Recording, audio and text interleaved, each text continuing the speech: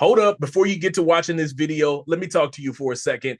Hit that bell down below and subscribe to the Fitz Take Podcast YouTube channel so you'll know when every episode is dropping or if something has been posted on this page. Also, be sure to follow me and Elijah on our social media platforms. They will be linked down in the description. Now back to the episode.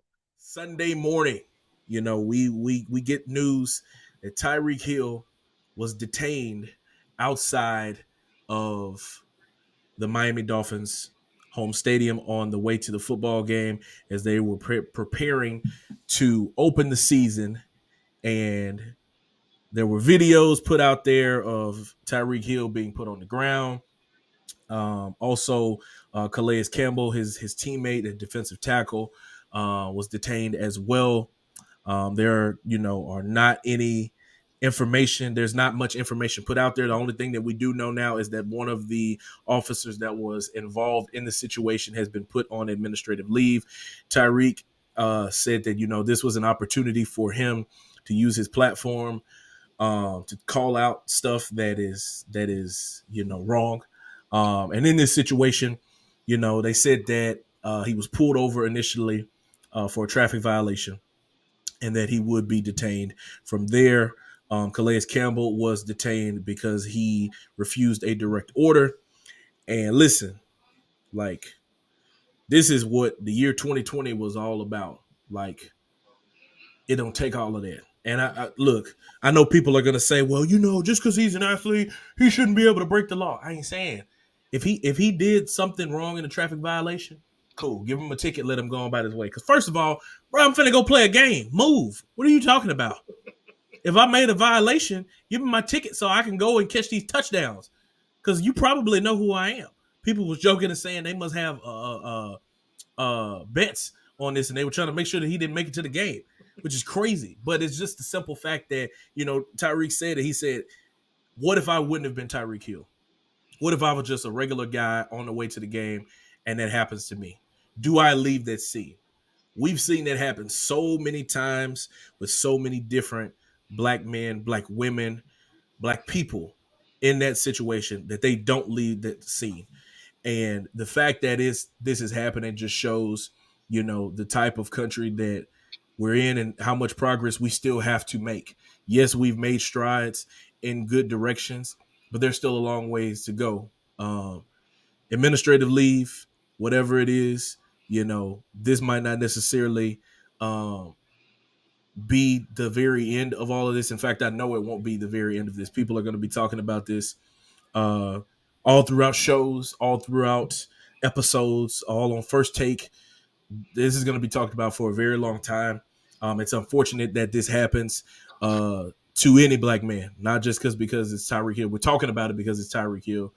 We would talk about it probably even more so if it was in the national spotlight of any other person.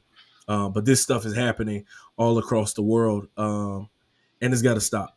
Honestly, you know, using excessive force, whatever. I get from the other perspective, you don't know what that person has, you don't know what they're capable of, and so you have to do your due diligence in protecting yourself. But in that situation, let them go. Yeah, I agree. I definitely agree. Tyreek, we all know who Tyreek Hill is now by now. If you're in Miami, you know who Tyreek Hill is. I'm not saying, like you just said, just because you're an athlete, you have the right to break the law. Him and Calais Campbell, both were, around that area about to get into the game. I'm not sure what the situation was. We know it's a traffic violation. Um, I just hope that it just be a lot smarter next time for whatever the situation was occurring to the police. If he has to be on administrative leave, it seemed like he may be in the wrong for the situation. But at the end of the day, man, like I said, for guys that just like us, that look like us, it can be scary. It can be scary because you sometimes you just never know. You never know if you're going to come out that situation detained. You never know if you come out that situation alive or not. You don't know.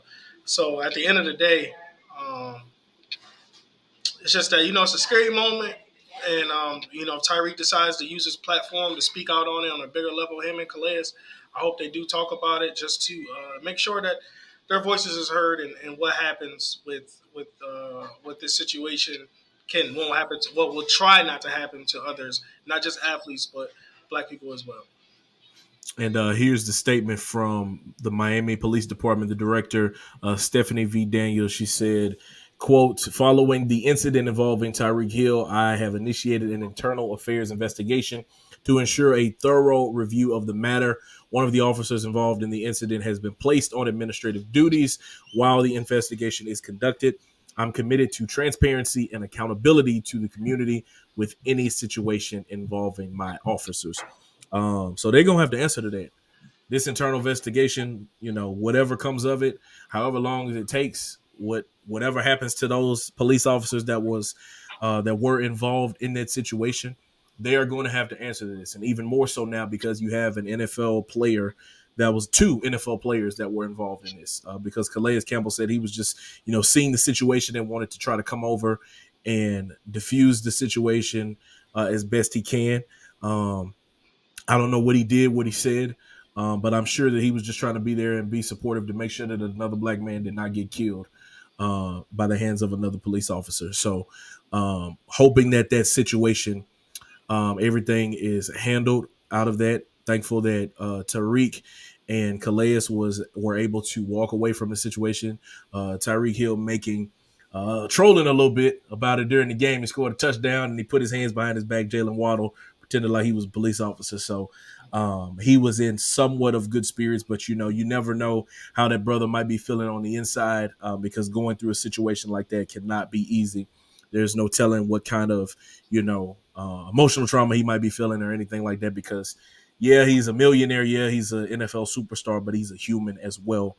And he has feelings and deals with things all in the same. So we will continue to keep our eyes on that situation. And as the updates come along, I'm sure we will end up talking about it. Thank you so much for watching this clip of the Fitz Take podcast. Be sure to like this video and also subscribe to the YouTube channel. And also follow me and Elijah on our social media platforms. They will be linked down in the description. And remember, every episode of the Fitz Take podcast will air right here on the YouTube channel every Monday at 2 p.m.